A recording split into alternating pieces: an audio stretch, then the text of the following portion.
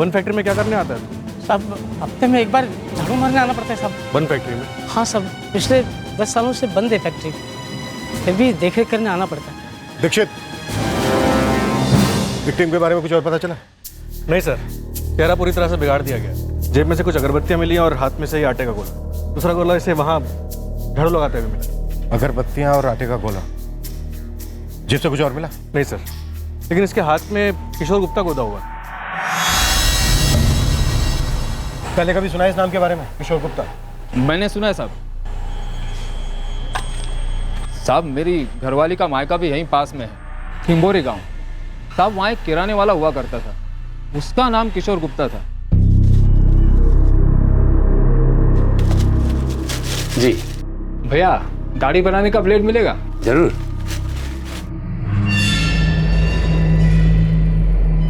Gupta ji, single use वाली देना। बड़ी तेज नजर है आपकी। हाथों पे लिखा हुआ नाम पढ़ लिया हवलदार साहब आपने? हाँ, अरे मुझसे ज्यादा तो आपकी नजर तेज है गुप्ता जी। आज तो मैंने वर्दी भी नहीं पहनी, फिर आपको कैसे पता कि मैं पुलिस में हूँ? भाई बलदेव के दामाद हो, इसका मतलब पूरे गांव के दामाद हो। और फिर मुझे तो सबकी खबर रखनी ही पड़ती है, काम ही ऐसा है ना। साहब ये किशोर गुप्ता बड़ा ही खुश मिजाज किस्म का आदमी था। और कुछ जानते हो इसके बारे में? ज्यादा नहीं साहब, पर इतना जानता हूँ कि काफी पूजा पाठी आदमी था। और सुना है इसका एक बेटा और एक बेटी भी है, पत्नी नहीं है। वहीं गांव में रहते हैं। ठीक है, बुलाओ उनको। जी साहब।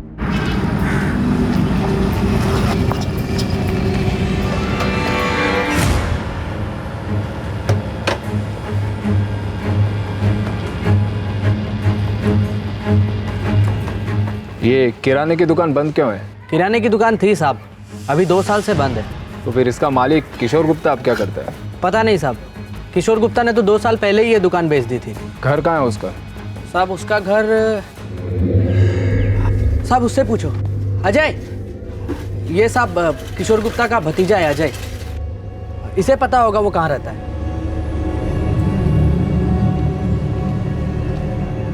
किशोर गुप्ता के भतीजे हो? हाँ साहब। उसका एक बेटा और एक बेटी भी है ना? हाँ साहब है। क्या हुआ? दोनों को बुलाओ।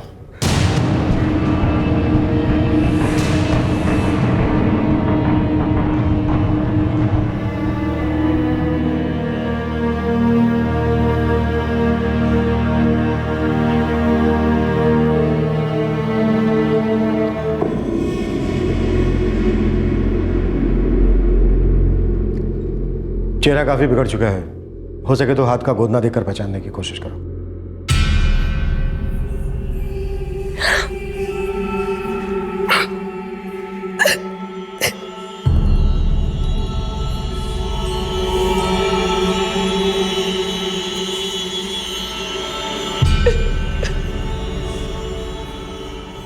साहब, हमारे पापा पूरी दुनिया की भलाई करने में लगे रहते थे।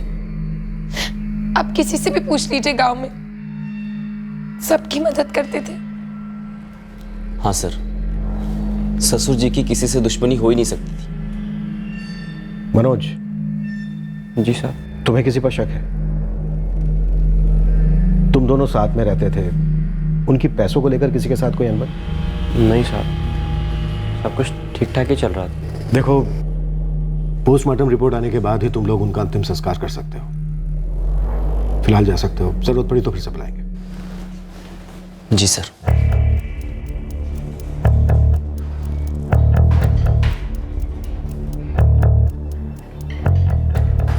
दीक्षित, एक बात मेरी समझ में नहीं आ रही है। कोई आदमी जेब में अगरबत्ती और हाथ में आटे का गोला लेकर क्यों घूमेगा? सर लाश लगभग 4-5 दिन पुरानी थी। आदमी भी अपने घर 4-5 दिनों से नहीं गया था। इसके घर वालों को उसकी फिक्र नहीं हुई? क्या हुआ, कुछ कहना है?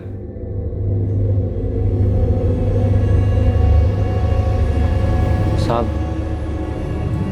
वो आप दुश्मनी के बारे में पूछ रहे थे ना?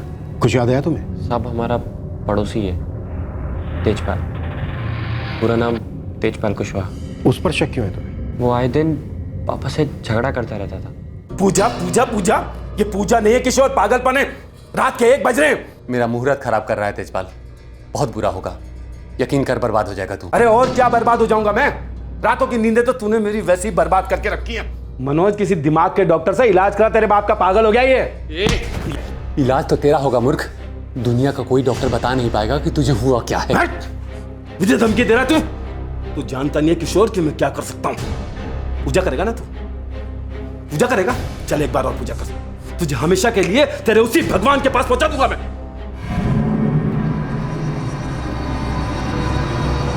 उसके अगले दिन पापा घर से निकल गए और फिर आज हमें उनके बारे में मालूम चला। कितने दिन पहले की बात है? करीबन 5 दिन पहले। मनोज, 5 दिन से तुम्हारे पापा घर वापस नहीं लौटे। तुमने मिसिंग कंप्लेंट दर्ज क्यों नहीं करवाई?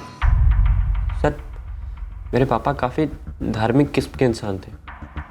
वो अक्सर ऐसे ही निकल जाया करते थे, कभी जंगल तो कभी तीर्थ यात्रा पर, और हमेशा वापस भी आ जाते थे। तो हमें लगा कि हमेशा की तरह वापस आ जाएंगे, इसलिए हमने कोई कंप्लेंट नहीं लिखाई। ठीक है, हम इस तेजपाल से पूछताछ करेंगे। अभी तुम जा सकते हो। वैसे मनोज, तुम्हारे पापा जब रात को 1-1 बजे तक जोर जोर से पूजा करते थे तो तुम कैसे सो पाते थे? तुम्हें तकलीफ नहीं होती थी? साहब, कभी कभी तकलीफ की आदत हो जाती है। अब पता नहीं इस खामोशी में कैसे सो पाऊंगा। सर, पोस्टमार्टम रिपोर्ट है। मौत लगभग 5 दिन पहले हुई थी। गला घोट के मारा गया। उसके बाद पत्थर से चेहरा बिगाड़ दिया गया ताकि विक्टिम को कोई पहचान ना सके और कातिल को भी। दीक्षित, इस तेजपाल कुशवाहा से मिला। अधेड़ उम्र का किशोर गुप्ता देर रात को पूजा पाठ करता था, एक हफ्ते घर से गायब रहता था, जिसकी किराने की दुकान पिछले 2 साल से बंद थी और जिसकी लाश के हाथों में आटे के गोले और जेब में अगरबत्तियां पाई गई थी। इस व्यक्ति को आम साधारण आदमी तो कहा नहीं जा सकता था और जाहिर है कि यह मर्डर भी आम साधारण जुर्म नहीं था। पुलिस का पहला सस्पेक्ट था एक पड़ोसी जो किशोर गुप्ता के पूजा पाठ से बहुत परेशान हो गया था, तेजपाल कुशवाहा।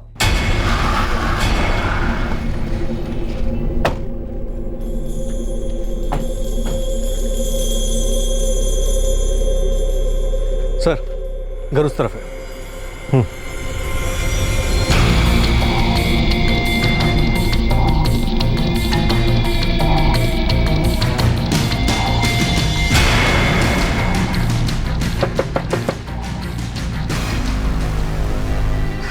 जी, तेजपाल कुशवाहा है घर पे? है। सुनिए,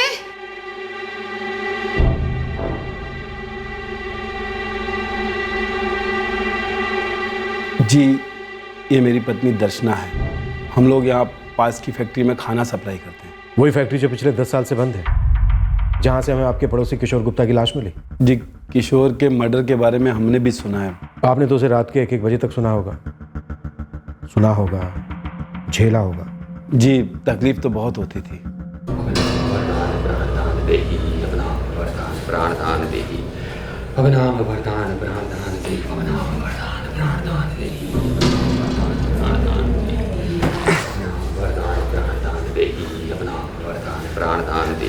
जी करता है कि तकिया ले जाके ना उस किशोर के ना मुंह में ठूस दूं मैं। अरे आप भी तो कुछ नहीं कहते हैं उसे, ना कुछ करते हैं और फिर 8 बजे तक सोते रहते। मुझे तो 4 बजे उठना है, आटा गूंदना है। ये पागल आदमी मेरे दिमाग का आटा गूंद रहा है। साहब, हम इतने परेशान थे कि पूछो मत। मैंने कई बार जाकर किशोर को समझाने की कोशिश भी की, लेकिन वो एक पागल किस्म का आदमी था। 5 दिन पहले 19 सितंबर की रात को आप कहाँ थे? 19 हाँ साहब, 19 सितंबर को तो हम लोग एक रिश्तेदार की शादी में भोपाल गए थे। 19 की रात को आप वहां पर थे, इस बात का कोई सबूत है आपके पास?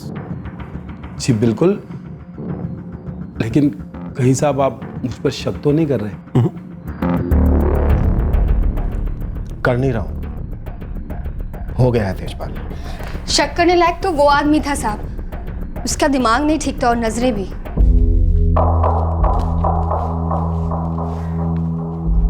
अरे दर्शना। जी किशोर जी। अच्छा एक बात बताओ, अभी तक तुम लोगों को बच्चा क्यों नहीं हुआ? आपसे मतलब? अरे रुको तो, मतलब यही बात कर रहा हूँ। मेरी बात मानोगी तो तुम्हारी गोद भरेगी। आप मेरा रास्ता छोड़िए। अरे दर्शना। जी हाँ साहब, मेरी पत्नी पर बुरी नजर थी उसकी। दिन भर कोई ना कोई उल्टी सीधी हरकत करता था और रात में पूजा पाठ। जीना हराम करके रखा था उसने हमारा। हमें आप दोनों के फोन नंबर चाहिए। जी हाँ, ले लीजिए।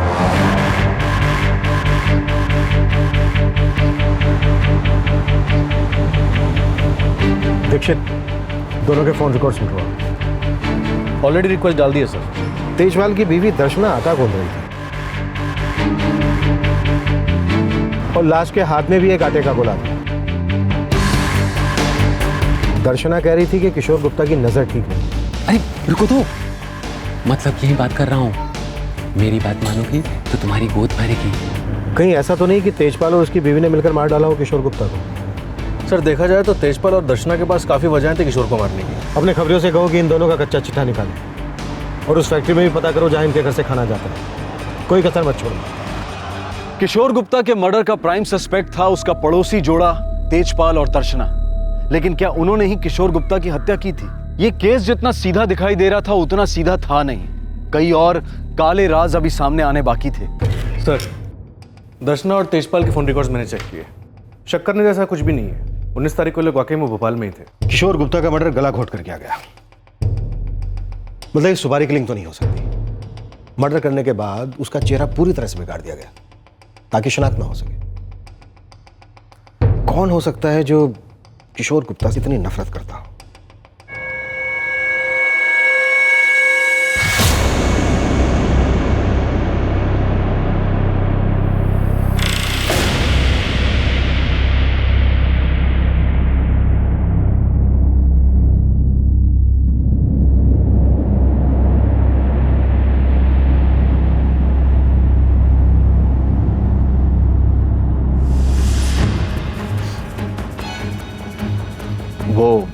वो जो आदमी है जिसको लिपट कर मनोज रो रहा है, कौन है वो? हाँ साहब, वो नीरज है, हमारी बुआ का लड़का। वो और मनोज साथ में फैक्ट्री में काम करते हैं।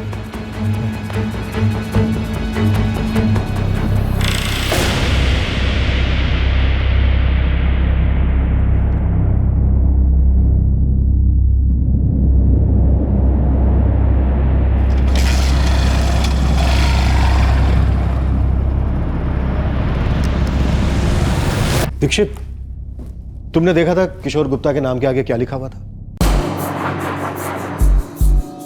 भगत। भगत एक तरह का बाबा होता है। हाँ सर, रात को 1 बजे मंत्र पढ़ना, तेजपाल की बीवी को बच्चा होने के उपाय बताना, ये कोई जादू टोना वगैरह कर रहा था क्या? हो सकता है। और जहां काला जादू वहां काली करतूत।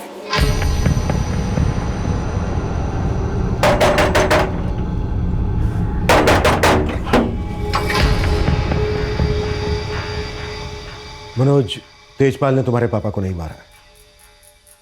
तो फिर किसने मारा है? ये तो तुम्हारे पापा ही हमें बता सकेंगे। मैं आज ही अपने पापा का अंतिम संस्कार करके आ रहा हूँ। हमें तुम्हारे पापा का कमरा देखना है।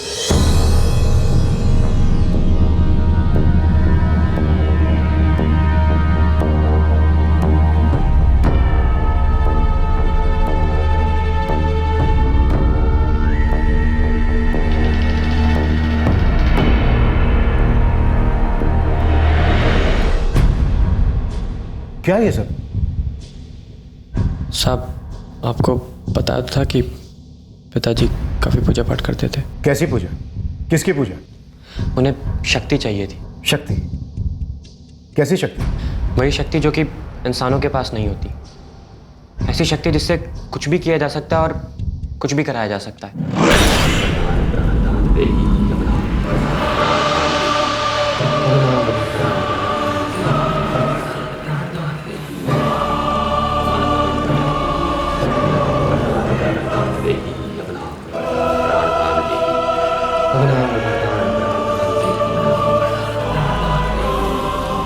साहब, मेरे पापा तांत्रिक थे।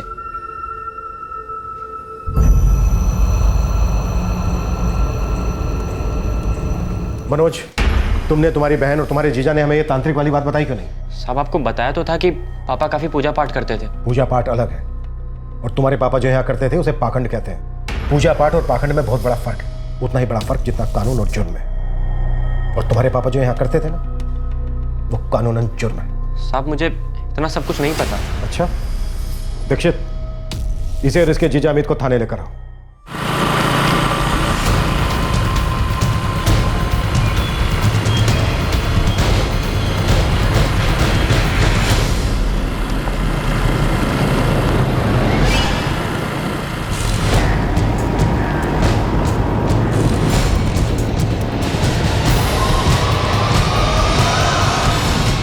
तुम्हारे पापा ने झाड़ फूंक का काम कब से शुरू किया? साहब 4 साल पहले तक सब ठीक ठाक था। दीदी की शादी होने वाली थी और पापा काफ़ी परेशान थे। ऐसे बात लगेगा, ठीक है ना? मनोज, आज से किसी को भी उधार मत दे। और देख, ये जितने खाते हैं ना, सबके घर जा और नगद लेके आ। वैशाली की शादी है, बहुत खर्चे हैं बेटे। जी बाबा। और थोड़ी देर अकेले दुकान संभाल, मैं जरा मंदिर होके आता हूँ।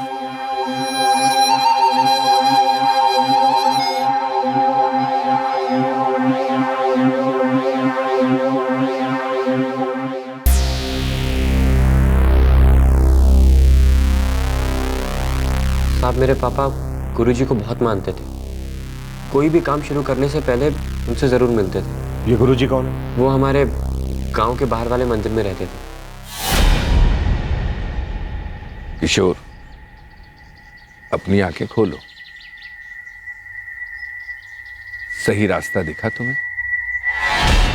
तुम्हारी बेटी की शादी बिना किसी अड़चन के हो जाए और जो पैसों की तकलीफें हैं वो भी सारी दूर हो जाए। मुझे अपनी चरणों में जगह दे दो गुरुजी। मुझे अपनी चरणों में जगह दे दो गुरुजी। उठो किशोर, उठो। गुरुजी, अपनी विद्या मुझे भी सिखा दो। विश्वास करो गुरुजी, जान दे सकता हूँ आपके लिए। मेरी विद्या किसी की जान लेने या जान देने के लिए नहीं, वो तो लोगों को मरहम लगाने के लिए। हाँ, सीखने में जान पर बनाती है। बहुत संघर्ष करना होगा। मंजूर है? मंजूर है गुरुजी। वो गुरुजी तांत्रिक थे? हाँ, लेकिन वो ये काला जादू वगैरह नहीं करते थे। सफेद जादू करते थे? जादू होता भी था? तुमने खुद देखा कभी? नहीं साहब, मैंने खुद तो कभी नहीं देखा और मुझे नहीं लगता कि ये जादू वादू कुछ होता है। पर पता नहीं ऐसा क्या घुस गया था पापा के दिमाग में। वैशाली, अब तू ही समझा अपने पापा को।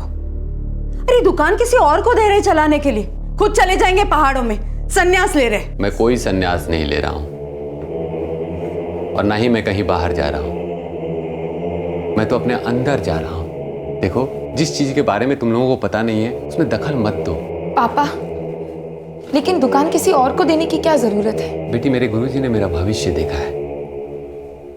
ये दुकान अब मेरे लिए बहुत छोटी पड़ जाएगी। मुझे तो अपने अंदर के ब्रह्मांड को चलाना है, उसे काबू में करना है। लेकिन पापा, अपना मनोज संभालेगा ना दुकान? ये करेंगे ना मदद? जी बाबूजी, हम लोग हैं ना, हम लोग संभालेंगे दुकान। आप अपना पूजा पाठ जारी रखिए। जमाई बाबू, ये हमारा घरेलू मामला है, आप इसमें ना पड़े तो ज्यादा अच्छा होगा। जी, गलती होगी। सर,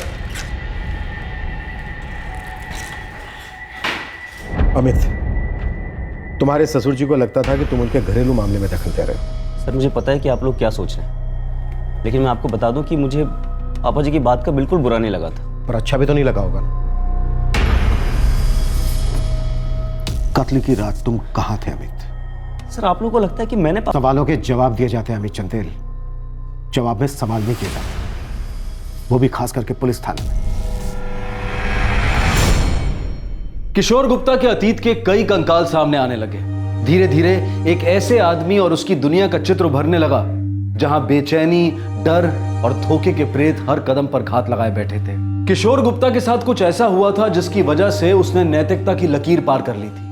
लेकिन सवाल यह था कि क्या यह लकीर सिर्फ किशोर गुप्ता ने पार की थी? जिस रात तुम्हारे ससुर किशोर गुप्ता का मर्डर हुआ, उस रात तुम कहां थे अमित? उस रात मैं घर पे ही था, फिल्म देख रहा था टीवी पर अपनी बीवी के साथ। और तुम मनोज? मैं भी घर पे ही था, फिल्म देख रहा था। हमें तुम दोनों के मोबाइल नंबर चाहिए।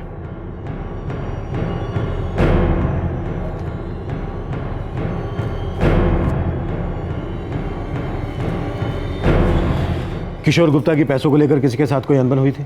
नहीं साहब। अरे हुई थी ना। किससे? वो दूसरे वाले बाबा के साथ। हाँ साहब, एक बाबा थे। ये दूसरे बाबा कौन थे? सब उन्हें विभूति बाबा बुलाते थे। बड़े अजीब किस्म के इंसान थे। उन्होंने ही मेरे पापा का दिमाग घुमा दिया था।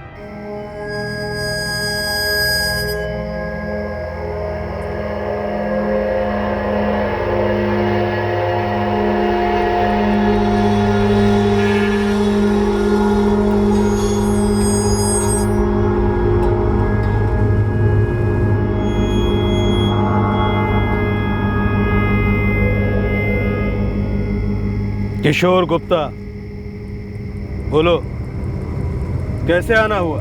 आपने मुझे पहचान लिया? जब भक्त गुरु के लिए तैयार हो जाता है तो गुरु उसे पहचान लेता है। तुम मेरी शरण में आए हो, है ना? आपके बारे में काफी सुना है मैंने, इसीलिए आपके पास आया हूं। 3 शर्तें हैं, 2 बड़ी आसान है, एक बहुत मुश्किल। क्या शर्त है बाबा? ये आदमी जो यहां से भी गया, हाँ, कोई बहुत बड़ा अमीर आदमी लग रहा था। हमारे लिए बहुत छोटा आदमी। हाँ, दक्षिणा बहुत बड़ी देगी, अपने आप में बहुत छोटी सी चीज, पर हमारी विद्या के लिए बहुत जरूरी है। पहली शर्त, मेरी शरण में आने के बाद तुम इस विद्या की शिक्षा किसी और से नहीं लोगे। और दूसरी शर्त बाबा? मुझसे जो सीखोगे वो तुम्हें इतनी ताकत देगा, ऐसी ऐसी आत्माएं तुम्हारे हाथों में कैद होंगी कि तुम खुद हैरान हो जाओगे। हीरे बरसेंगे गुप्ता, हीरे। पर शर्त क्या है बाबा? पहले ये बताओ, तुम मुझे गुरु दक्षिणा में क्या दोगे? आप जो हुक्म करें। 1 लाख। 1 लाख? ये जो विद्या मैं तुम्हें सिखाऊंगा, उसमें लगने वाली सामग्री इतनी सस्ती नहीं मिलती। उसे लेने के लिए मुझे बहुत दूर तक जाना पड़ेगा। इतनी आसान शर्त पर इतना क्यों सोच रहे हो गुप्ता? अगर विद्या नहीं लेना चाहते तो वापस चले जाओ अपने गुरु के पास। नहीं नहीं बाबा, मैं आपको नाराज नहीं करूंगा। दूंगा 1 लाख रुपए, दूंगा 1 लाख। और आखिरी शर्त बाबा? वक्त आने पर सबसे कीमती चीज भेंट देनी होगी, पैसों से भी ज्यादा कीमती। वो क्या है बाबा? बलिदान। मंजूर है बाबा, मंजूर है। 1 लाख रुपए तुम्हारे पापा के पास आए कहां से? सब विभूति बाबा को पैसे देने के लिए पापा ने दुकान बेच दी। कितने में? सर 2 लाख में। और हमें बताया तक नहीं। है ना? तू भी देख ले एक बार। हाँ। ये क्या है? पैसे हैं 1 लाख, रख ले। 1 लाख? ये कहां से आए? किसने दिए? मैंने दुकान बेच दी। 1 लाख रुपए में आपने दुकान बेच दी? दुकान बेच दी? क्यों? 1 लाख में नहीं, 2 लाख रुपए में बेची है। 1 लाख रुपए विभूति बाबा का गुरु दक्षिणा। अब देखना गंगा, हीरे बरसेंगे हीरे।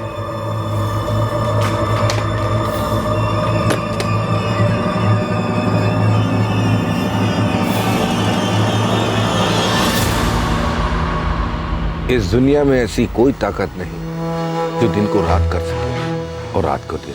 हम कोशिश भी करें तो भी फल हमेशा कड़वा ही मिलता है। तू उस दिशा में मत जा गुप्ता, विनाश है वहां। गुरुजी, मैंने ये फैसला ले लिया है। मुझे वो ताकत चाहिए, किसी भी कीमत पे। सबसे बड़ी कीमत तो तू जानता ही है ना, फिर भी जाएगा? जाऊंगा गुरुजी। पापा ने विभूति बाबा को 1 लाख रुपए दे दिए और फिर उनकी शिक्षा शुरू हुई। दक्षिणा पूरे 1 लाख है बाबा।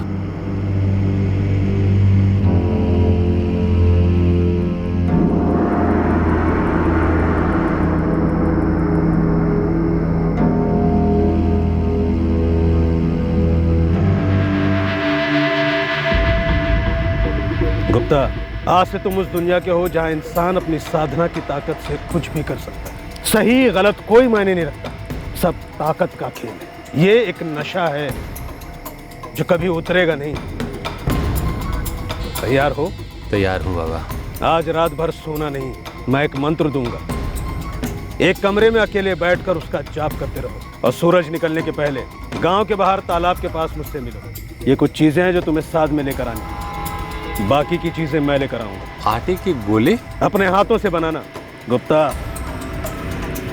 ये तो शुरुआत है। ऐसे ऐसे तंत्रों की ताकत बताऊंगा तुम्हें कि किसी को भी अपने वश में करो। आप धन्य हैं, धन्य हैं। या वैदि शक्ति रूपम सर्वनाशम दुष्मनम दुष्मनम सर्वनाशम शक्ति देहि मोई, शक्ति देहि मोई।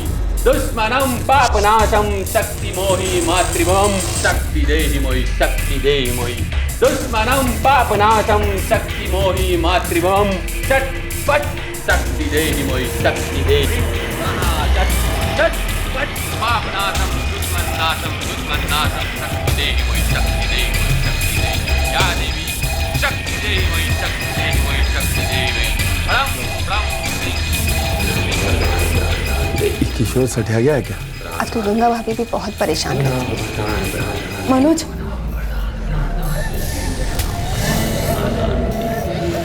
मत जा, बहुत डर लग रहा है मुझे। क्या हो गया तेरे पापा को? उस रात हम बहुत डर गए थे। पापा वो डरावने मंत्र इतने जोर जोर से बोल रहे थे कि पूरी रात ना तो वो सोए और ना हमें सोने दिया, और फिर अगले दिन सुबह होते ही निकल गए।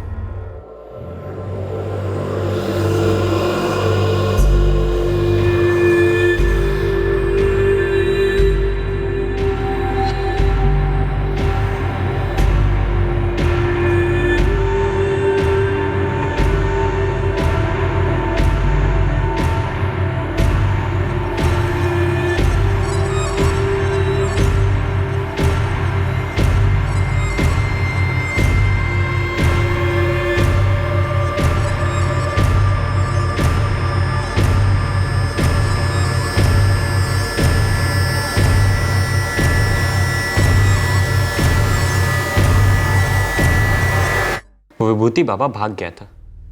वो पाखंडी मेरे पापा को 1 लाख का चूना लगा गया। पापा एकदम सदमे में चले गए थे। उनकी हरकतें और अजीब होने लगी।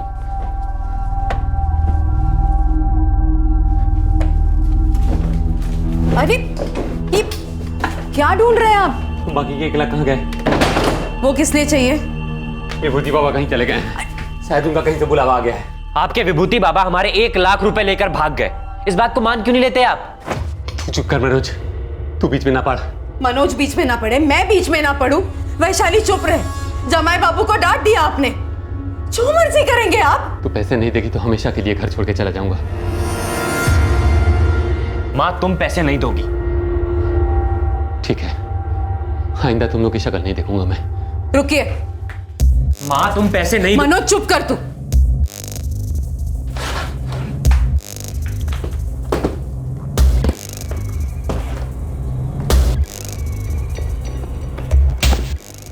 लीजिए। गंगा, अब देखना तुम, विभूति बाबा के आने के पहले ये विद्या मैं खुद सीख लूंगा। हीरे बरसेंगे, हीरे बरसेंगे गंगा। दुकान बिक गई। घर में जो पैसे थे वो भी पापा लेके चले गए। अब हमारे खाने के लाले पड़ गए थे। लेकिन पापा को हमारी कुछ नहीं पड़ी थी। उन्हें अभी भी अपनी विद्या की पड़ी थी।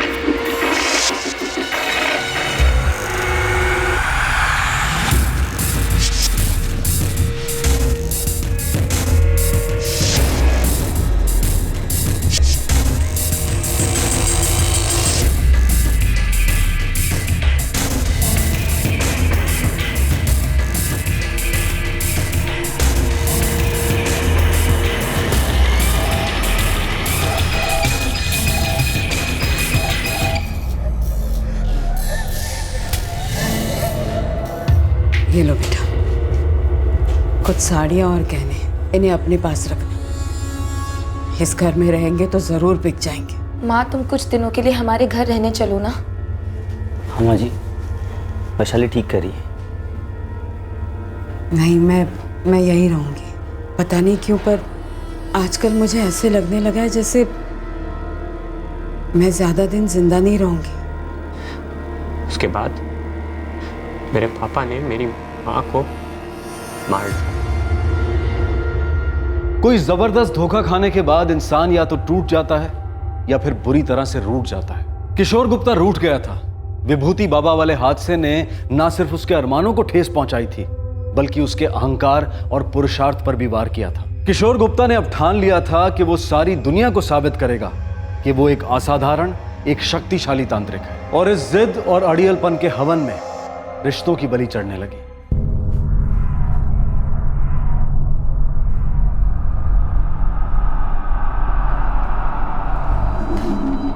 पापा, आप अपनी पूजा वगैरह चालू रखिए, लेकिन माँ को इस वक्त डॉक्टर की जरूरत है। उनकी हालत तो देखिए, कितना तेज बुखार है। पापा, माँ पानी तक की उल्टी कर रही हैं। गंगा, मुंह खोलो। दवाई का वक्त हो गया है। पापा जी, माँ जी का पूरा बदन पीला पड़ गया है, इनको पीलिया हुआ है शायद। तुरंत अस्पताल लेके जाना चाहिए। तुमको, तुम सबको, डॉक्टर को, सबको यही लगेगा कि इसे पीलिया हुआ है, लेकिन मुझे साफ दिख रहा है इस पीले पर्दे के पीछे एक काला सांप बैठा है जो मेरी तपस्या भंग करने के लिए इसे तड़पा रहा है। कोई डॉक्टर वॉक्टर की जरूरत नहीं है, ये मेरी पत्नी है, मैं ही इसका इलाज करूंगा। पहले इस काले सांप का शिकार तो कर लूं। तुम लोग जाओ यहां से बाहर, जाओ। लेकिन पापा जी, माँ जी की फिर से हमारे पारिवारिक मामले में दखल। जाइए आप लोग।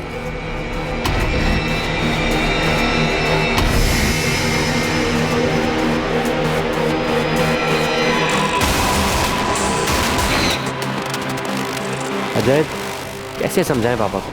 उनको आज तक कोई कुछ समझा पाया है? वो सुनेगी नहीं किसी की, ना मेरे बाप की ना इसके बाप की। और जब से वो बाबा बनने लगे हैं ना, रिश्तेदारों को दूर ही रखा है उन्होंने अपने आप से। वो सब तो ठीक है अजय, लेकिन इस वक्त मामी की जान खतरे में, उसके बारे में सोचो। अरे मैं भी यही चाहता हूँ काकी जल्दी से ठीक हो जाए। मेरे पास एक रास्ता है, आप दोनों साथ देंगे मेरा? मुझे मेरी माँ को किसी भी हालत में बचाना था। उनकी हालत बहुत ही खराब हो चली थी।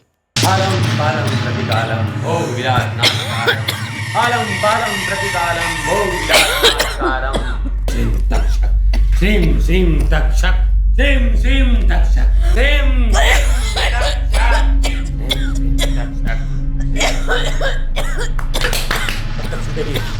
कब तक छुपेगी तू? बाहर निकल। तू मेरे घर में घुसने की कोशिश की है, अब तेरा मौत तेरे सामने खड़ा है। चुड़ैल, बाहर निकल, निकल बाहर।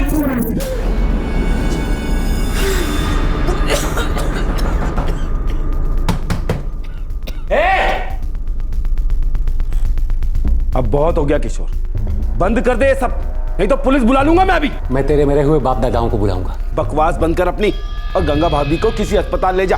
ये पी लिया जानलेवा होता है। कहीं तू वही काला नाग तो नहीं जो मुझसे जलता है? मैं तेरे से क्यों जलने लगा? जैसे बिना औलाद वाले से जलते हैं। पीट दूंगा तुझे अभी किशोर, पकड़ कर। पीटने से तो तू बाप बनेगा नहीं। सुन सुन, बैठ बैठ, यहाँ बैठ। तुझे एक बात बताता हूँ, सुन। तुम दोनों मुझसे इलाज कराओ। अगले अमावस को बहुत अच्छा मुहूर्त है। तेरी पत्नी का चेहरा गुलाब की तरह खिल उठेगा, वो माँ बनेगी और तू बाप। सोच तेजपाल, सोच। मेरा फीस सिर्फ 1 लाख। बोल मंजूर? भगवान को ना शायद यही मंजूर है। ऐसे ही तड़पेगी गंगा भाभी। अरे बदनसीब है वो जो तेरे जैसा पति मिला, और बदनसीब है ये बच्चे जो तेरे जैसा बाप मिला। सबकी जिंदगी हराम कर दी है तूने। हाँ, अंगूर खट्टे हैं तेजपाल, अंगूर खट्टे हैं। हाँ? जा।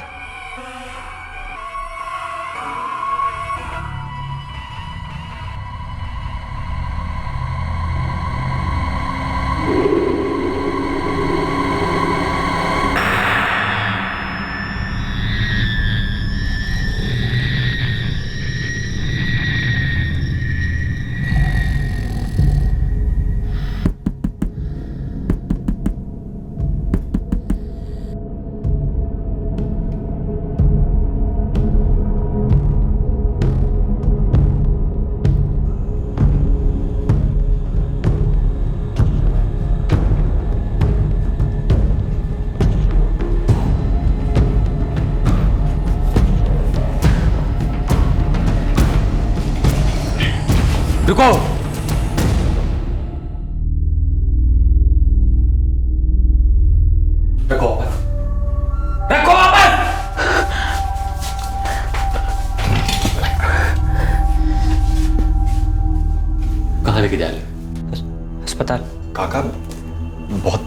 खराब हालत है गंगा काकी।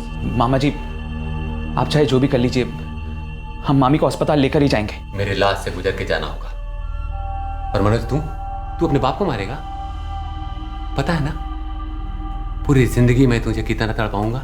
मेरे शक्तियों का अंदाजा नहीं है तुम लोगों को। दफा हो जाओ, इससे पहले कि मेरे मुंह से कोई श्राप निकले। दफा हो जाओ। पापा ने किसी की नहीं सुनी और माँ चल बसी तड़प तड़प के। हाँ सर, पापा जी में कोई बदलाव नहीं था। वो जैसे के तैसे थे, अपनी दुनिया में मगन। पापा दरवाजा खोलिए। पापा, माँ जा चुकी है। पापा, पापा, पापा।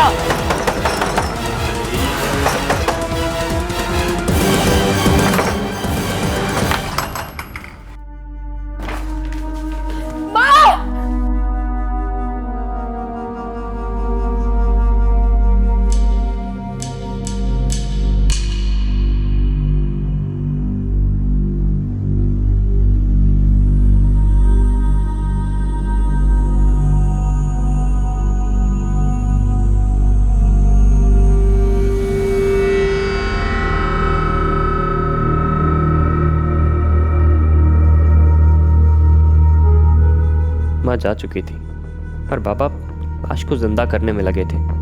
एक तरह से बाबा पागल ही हो गए थे। माँ के जाने के बाद एक और मुसीबत शुरू हो गई।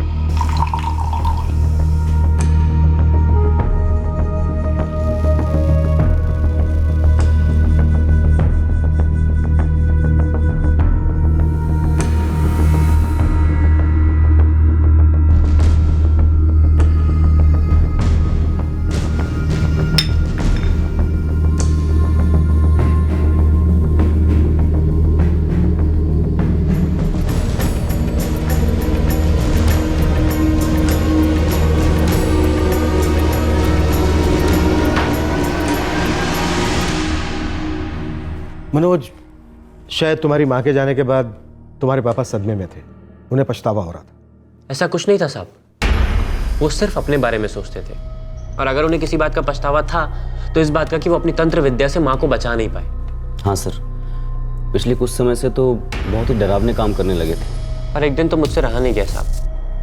मैं फैक्ट्री से थका हारा घर लौटा और तब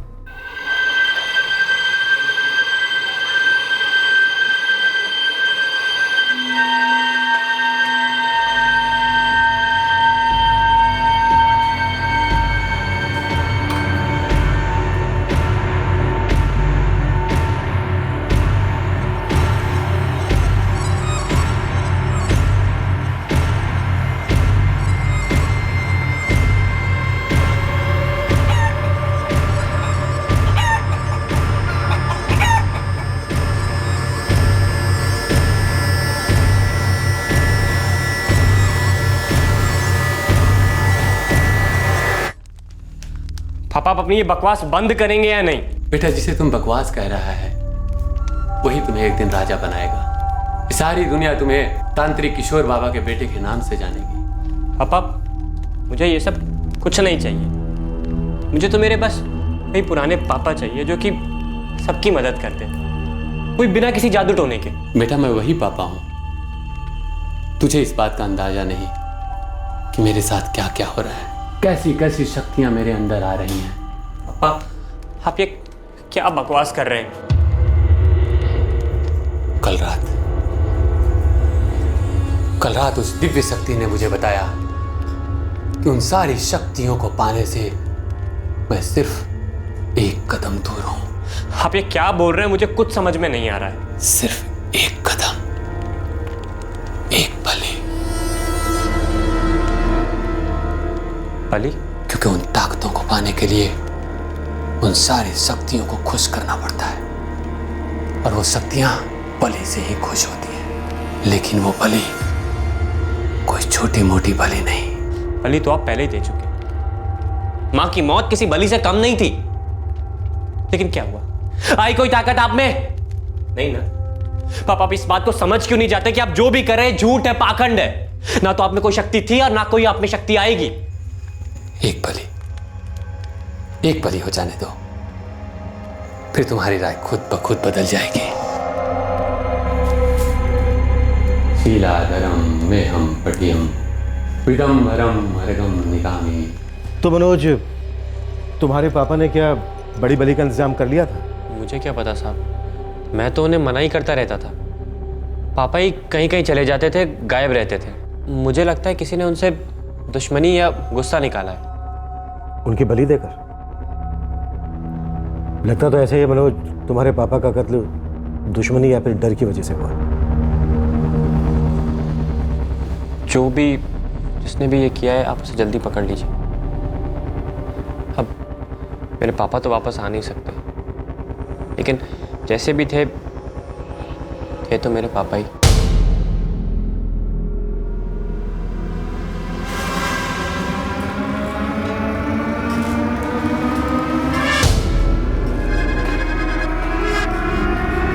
हाँ मनोज, मैं भी यही सोच रही थी, इस घर को बेच देना ही ठीक रहेगा। पता नहीं दीदी, लेकिन अभी भी मुझे रात को नींद नहीं आती, डर सा लगा रहता है। हाँ भाई, डर तो लगेगा। वैसे मनोज, घर बिकने तक अगर तुम चाहो तो हमारे यहाँ आके भी रह सकते हो। मैं भी यही कहने वाली थी, तो आज ही आ जा। सर, ये फोन रिकॉर्ड। दीक्षित,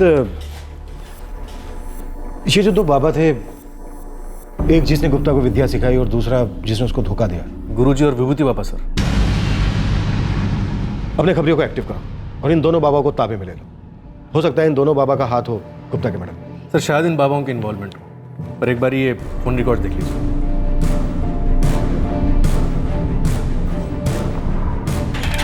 साहब, कुछ पता चला है, एक बंदा है, मिल लीजिए।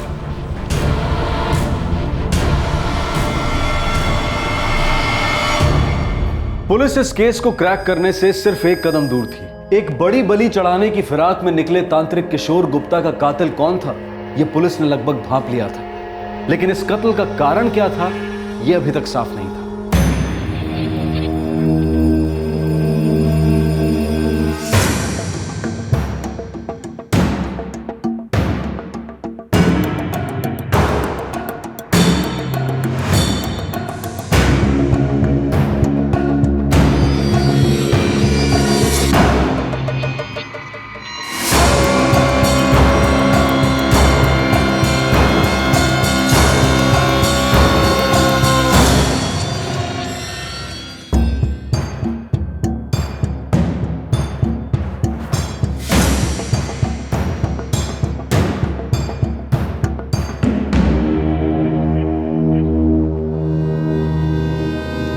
चलो, सिर्फ मनोज, तुम्हारे पापा के सबसे बड़े दुश्मन थे खुद तुम्हारे पापा। उन्हें ज्यादा ताकत चाहिए थी। हो सकता है बड़ी बली के लिए उन्होंने खुद की जान ले ली हो। आखिरी के दिनों में तो वो इतना पीने लगे थे कि उन्हें किसी बात का होश नहीं रहता था। हो सकता है कि उन्होंने खुदकुशी की हो, पर ऐसा हुआ नहीं, क्योंकि तुम्हारे पापा की मौत गला घोटने की वजह से हुई। कोई भी आदमी अपने दोनों हाथों से अपना गला नहीं घोट सकता। पत्थर से उनका चेहरा निकाला गया। कोई भी आदमी खुद पत्थर से अपना चेहरा नहीं बिगाड़ सकता। तुम्हारे पापा खतरनाक बन गए थे।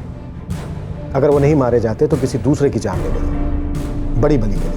जी साहब, बड़ी बली का भूत तो उनके सर पे चढ़ गया था। और तुम उस भूत से इतना डरे कि तुमने खुद अपने पापा की जान ले ली। कबूल कर लो मनोज, क्योंकि तुम्हारा जोड़ीदार सब कुछ बदल चुका है।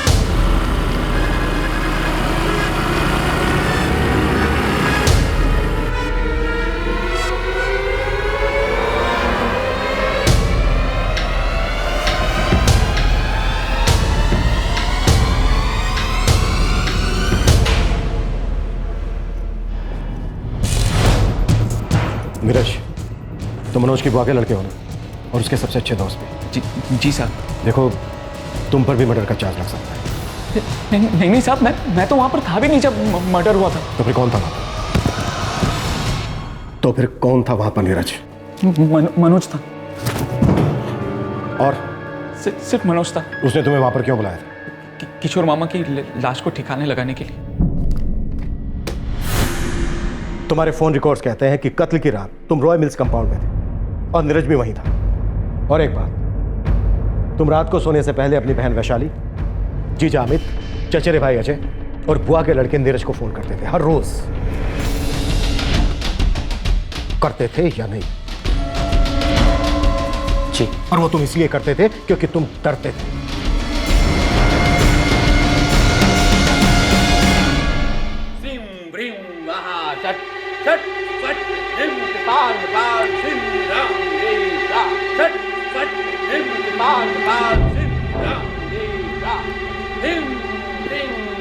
हेलो दीदी।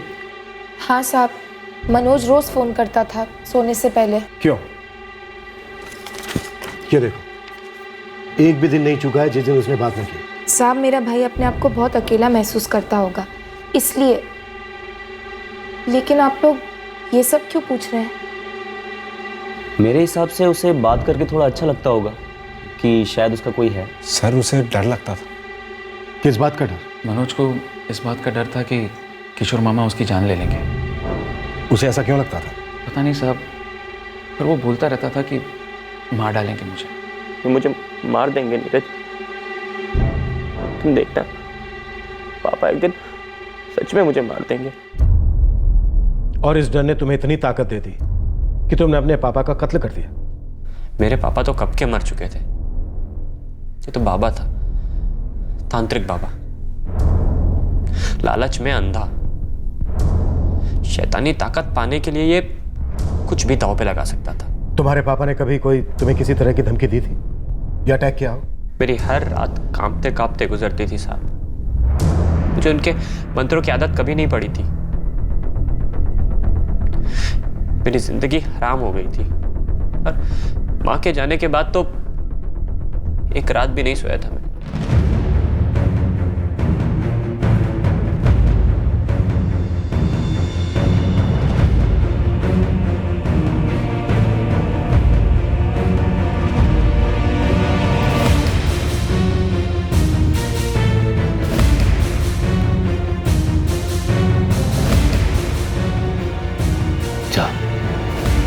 ढूंढ के लाओ। किसे? बलि, जिसे मैं बलि चढ़ा सकूं। बड़ी बलि। मैं ऐसा कुछ नहीं करूंगा, कभी नहीं। बेटा, मुझे कोई भी चलेगा, कोई भी। बिना बलि मेरा काम अधूरा है बेटा। जा।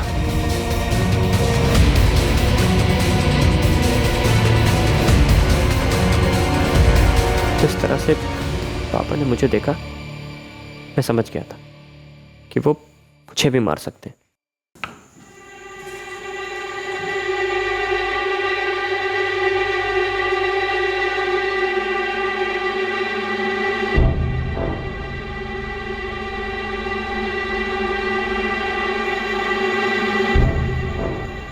पापा, आप मेरी बलि चढ़ाएंगे? बेटा, अपने पापा से इतना प्यार करता है? नहीं, अपने आप से थोड़ा ज्यादा।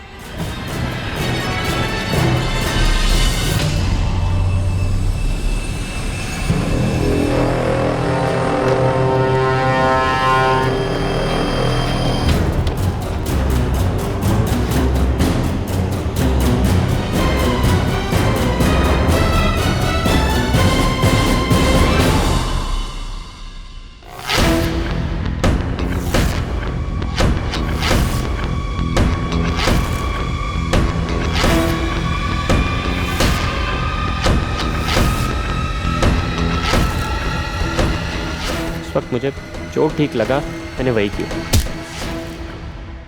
मुझे लगा तेरा बिगाड़ने से कोई पहचानेगा नहीं, लेकिन ऐसा हुआ नहीं। मुझे ऐसा नहीं करना चाहिए था, लेकिन कर दिया। मुझे कुछ समझ में नहीं आ रहा था। हाँ, लेकिन नीरज को नहीं बुलाना चाहिए था मुझे। तुम में और तुम्हारे पापा किशोर गुप्ता में कोई खास फर्क नहीं है मनोज। तुमने पूरे होशो हवास में अपने पिता की हत्या की। जब इंसान दूसरे की जिंदगी की परवाह किए बगैर सिर्फ अपने बारे में सोचता है, तो यह भी एक तरह का स्वार्थ होता है मनोज। और एक बात, तुम डर रहे थे। तुम्हें डर था कि कहीं तुम्हारे पापा बलि के नाम पर तुम्हारी हत्या ना कर दें। अगर ऐसी ही बात तो अपना घर छोड़कर अपनी बहन के घर चले जाते। साहब वो मेरी बहन का घर है, आखिर कब तक रहता अपने बहन के ससुराल में? एक ना एक दिन तो वापस आना ही पड़ता। हमारे पास भी तो आ सकते थे।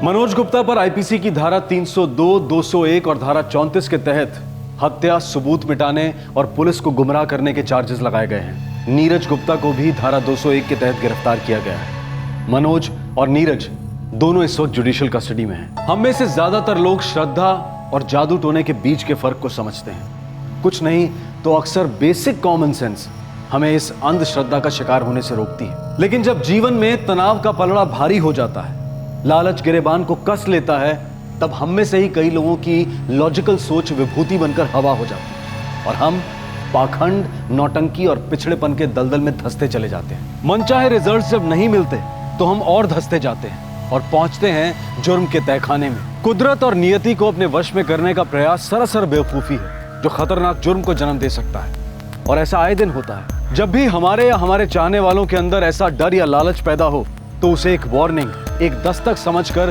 तुरंत सतर्क होने की जरूरत है। काला जादू, सफेद जादू ये सिर्फ एक बेतुकी सोच है। इससे न कभी किसी का भला हुआ है और ना ही होगा। आपसे फिर मुलाकात होगी क्राइम पेट्रोल सतर्क में एक और नए केस के साथ। तब तक अपना ख्याल रखें, सुरक्षित रहें, पूरी श्रद्धा के साथ अंधश्रद्धा से लड़ते रहें और याद रखें, सही वक्त, सही कदम, सतर्क रहें। जय हिंद। क्राइम पेट्रोल्स के और भी दिलचस्प कहानी देखने के लिए हमारे चैनल को सब्सक्राइब करें और बेल आइकॉन दबाना न भूलें।